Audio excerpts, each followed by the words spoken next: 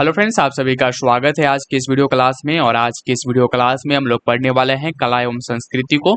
तो चलिए शुरू करते हैं आज के इस वीडियो को। ये हमारा लुसेंट जो वन लाइनर बुक है उसमें ये नए जो लुसेंट की बुक है उसमें जोड़ा गया है कला एवं संस्कृति को। तो चलिए शुरू करते हैं आज के इस वीडियो को और समझते हैं अपने इस क्लास को। देखिए यहाँ पर है कि कला एवं संस्कृति दोनों ही मानव जीवन के अभिन्न अंग है। जो कला और संस्कृति है ये हमारे जीवन का एक अभिन्न अंग है। ठीक है, अब देखिए आगे कहा जा रहा है कि कला एवं संस्कृति का अध्ययन हमें मानव जीवन के अनेक पहलुओं के बारे में जानने में मदद करता है।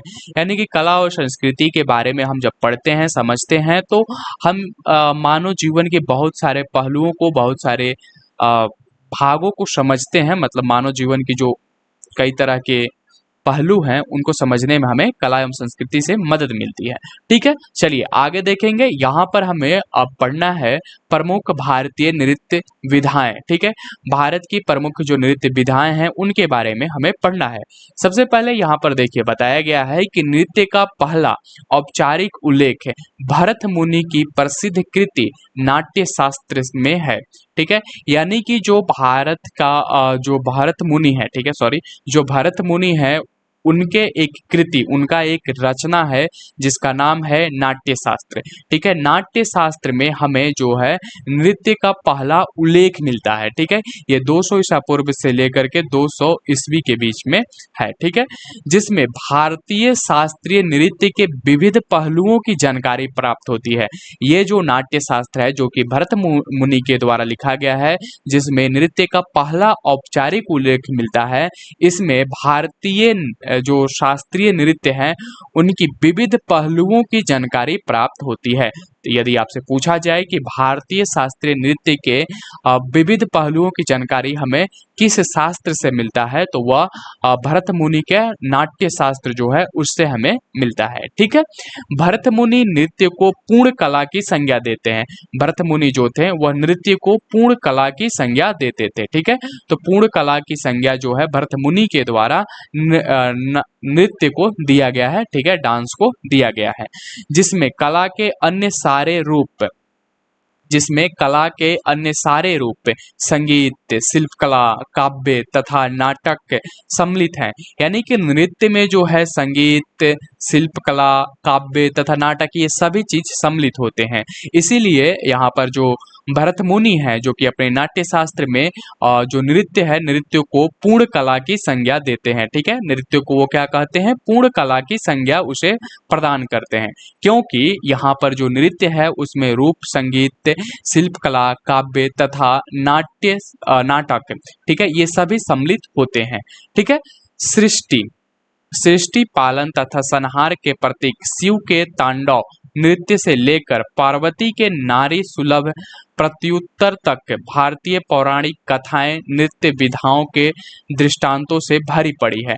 तो भारत में जो नृत्य की प्रचलन है या फिर नृत्य के बारे में जो जानकारी है और उसके बारे में बहुत कुछ कहा गया है। जैसे कि भरत मुनि के नाट्य शास्त्र है, इसके साथ ही साथ जो शिव तांडव है उसके बारे में भी लोगों के मुख से आप सुन सकते हैं। उसके बारे में भी कई जगह पर उल्लेख है। ठीक है, जो कि शिव तांडव जो है वह संहार पालन जो संहार का प्रतीक है और पार्वती के नारी सुलभ जो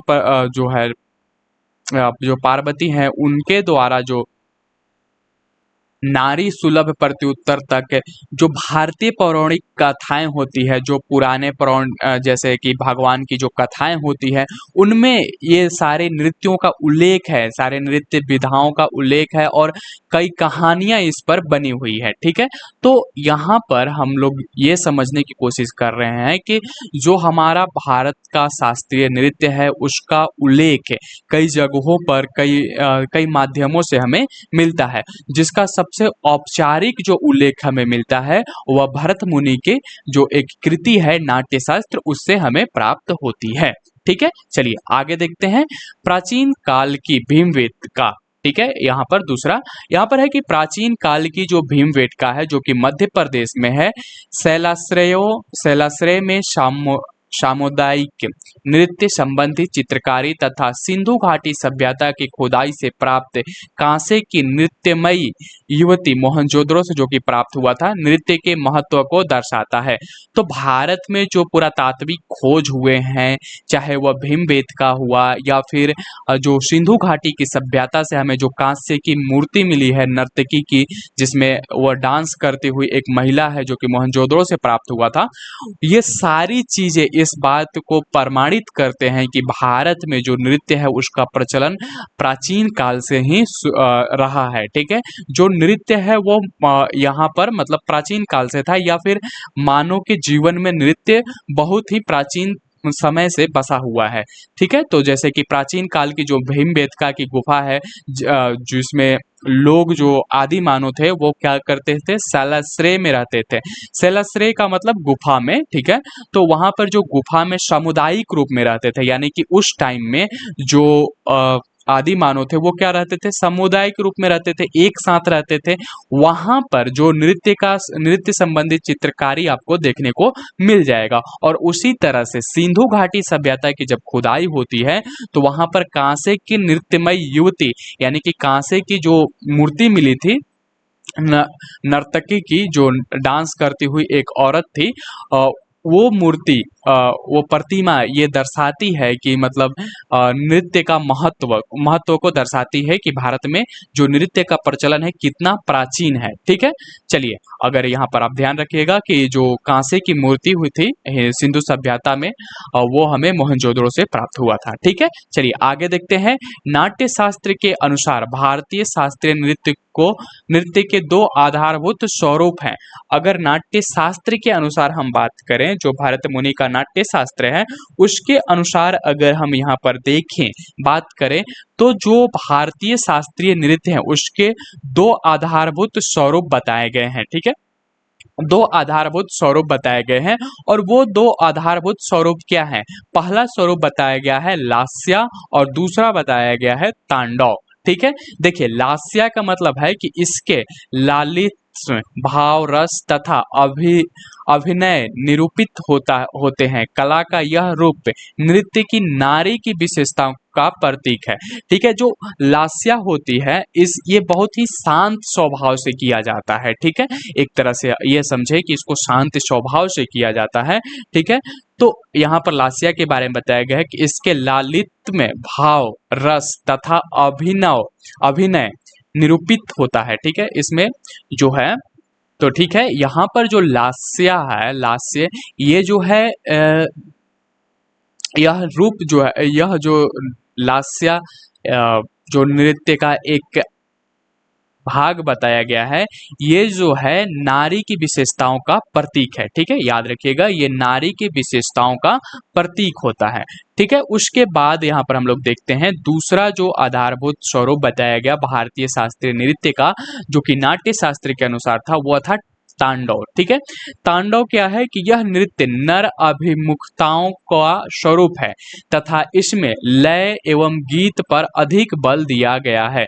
जो तांडव है ये जो है नर अभिमुखताओं का स्वरूप है, यानी कि यह आदमी के द्वारा किया जाता है, और इसमें जो है लय एवं गीत पर अधिक बल दिया जाता है, लय और गीत पर अधिक बल दिया जाता है। ठीक है, अब देखिए यहाँ पर नृत्य के 9 रस या भाव होते हैं। अगर नृत्य के रस या भाव की बात करें तो ये 9 प्रकार के होते हैं।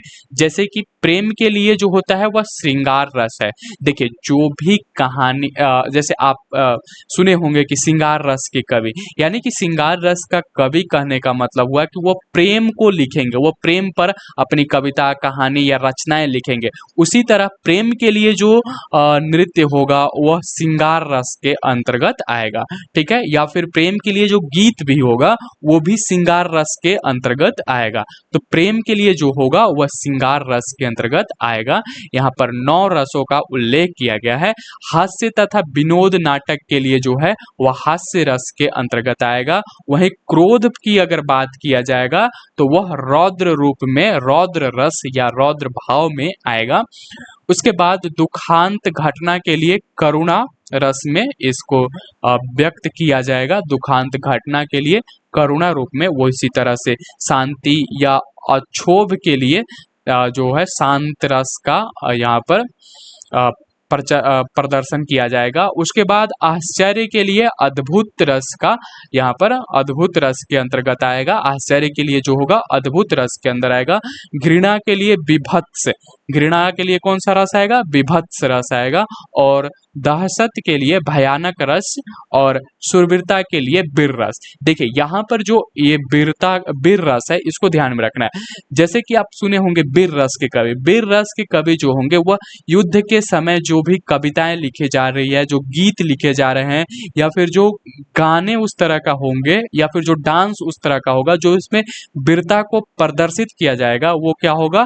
वीर रस के गाने होंगे। ठीक है, तो शूरता के लिए जो, यानी कि शूरता मतलब शक्ति का प्रदर्शन जब किया जाएगा, उसके लिए वीर रस का प्रयोग किया जाएगा।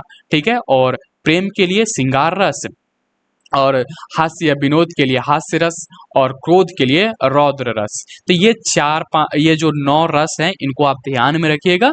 कई बार ये पूछ भी दिए जाते हैं। इसमें से ये 4 जो हैं ये महत्वपूर्ण है। पहला, दूसरा, और यहाँ पर तीसरा, और ये एक चौथा, शूरता के लिए वीर रस।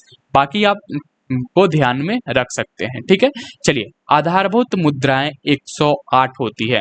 जो आधारभूत मुद्राएं होती है 108 होता है, जिसके मेल से किसी विशिष्ट भाव का चित्रण किया जाता है।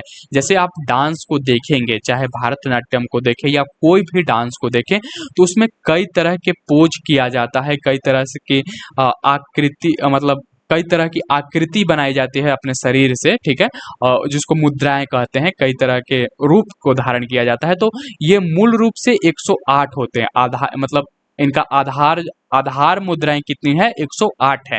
और इनके मेल से किसी विशिष्ट भाव को चित्रित किया जाता है, चाहे वो वीर रस को चित्रित करना हो, श्रृंगार रस को चित्रित करना हो, हास्य रस को चित्रित करना हो, किसी को भी चित्रित करना हो, तो ये 108 मुद्राओं का प्रयोग करके किया जा सकता है। ठीक है, चलिए आगे है। संगीत नाटक अकादमी के अनुसार भारत में 8 शास्त्रीय नृत्य विधाएं हैं।